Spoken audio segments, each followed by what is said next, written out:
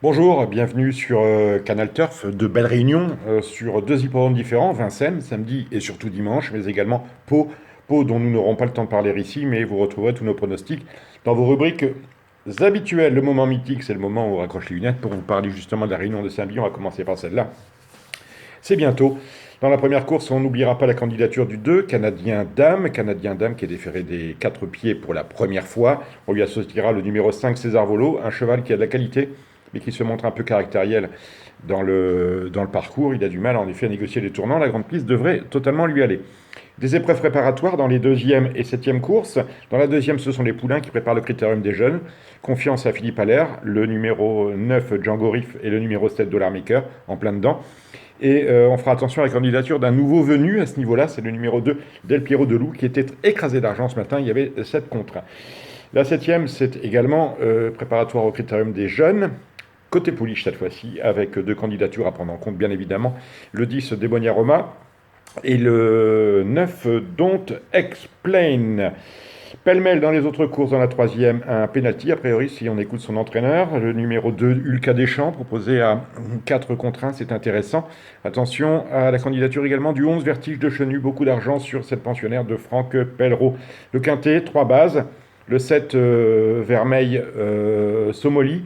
Et on peut aller voir du côté des outsiders que j'ai oublié dans mon pronostic, l'As, Valmayor, entraînement de Vincent Vielle, la drive de Gabi Gelormini, et le 13, Utinka Céloise, qui est très murmuré en ce moment à Vincennes. Dans la cinquième, attention au numéro 7, Arnaque.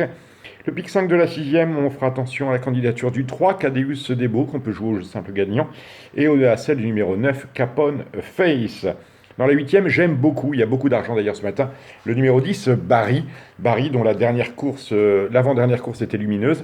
La dernière, un peu moins, c'était dans un quintet, mais on le reprend, car normalement, il devrait avoir un très beau programme en ce mois de février. Dans la neuvième course, on fera attention à l'As, Atoll d'amour, que l'on peut associer, il y a 30 contre 1 sur cet Atoll d'amour, que l'on peut associer au 8 à Bostar. La belle réunion de dimanche, il y a trois champions présentés par Yannick Alain-Briand. Dans la première, c'est le 3, Boss du Méloc au trop monté. Dans la cinquième, c'est le 2, Viking Blue. Et dans la septième, c'est le 13, Scarlett Turgot. Scarlett Turgot qui revient sur 2175 mètres après s'être imposé de la manière que l'on sait dans le prix de Cornulier. Cela il y a 3 semaines. Voilà. Scarlett Turgot, voilà, c'est le numéro 7. On peut faire le report des 3. Bon, ça va pas payer bien cher, mais c'est toujours ça de prix. Dans la troisième, on fera attention à la candidature du 5, Crocs de Guèze, que l'on défère des 4 pieds pour la première fois. Dans le prix de l'Île-de-France, justement, je vous ai parlé de Scarlett Turgot, mais elle n'a pas gagné d'avance, d'abord parce que la distance est plus courte, je l'ai dit, 2175 mètres au lieu de 2007 du Cornulier. Et il y a des chevaux qui sont en plein sur leur truc. Le 2100, c'est leur truc. C'est Céline Fouteau qui, justement, a couru ce prix de Cornulier pour préparer le prix de l'Île-de-France. On y est. Et bien évidemment, attention au 10, Moving On. Moving On, qui a fait terminer quatrième du prix de Cornulier, alors que son entraîneur nous avait dit qu'elle était un peu sale au niveau des poumons. Mais heureusement qu'elle était sale, parce que sinon, elle l'aurait sans doute emporté. Donc le 10, Moving On, c'est une belle chance. Le numéro 7, Séduisant Fouteau, c'est aussi une belle chance. On ne reparlera pas de Vision Intense, elle ne sait pas trotter, ça on le sait depuis longtemps. Quoi d'autre dans cette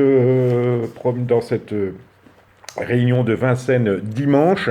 Dans la dernière, il y a a priori 2 sur 4 couplets gagnants placés caisse. Ce sont les candidatures du numéro 6, Unser Derpé, et du numéro 2, Hugo Onwood. On est là dans la 9e course, une épreuve très difficile.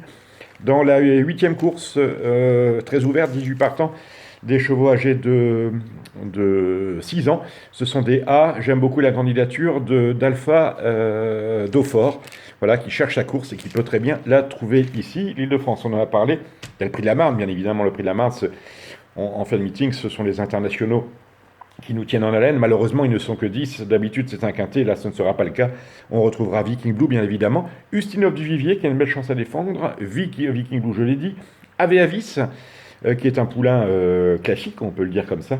Et on peut s'intéresser également à la candidature numéro 9, il y aura cher. Le 9, c'est Cadet CD. Voilà, vous savez à peu près tout sur cette épreuve. On aurait pu également parler de la sixième, c'est le prix de Rouen, de bons chevaux.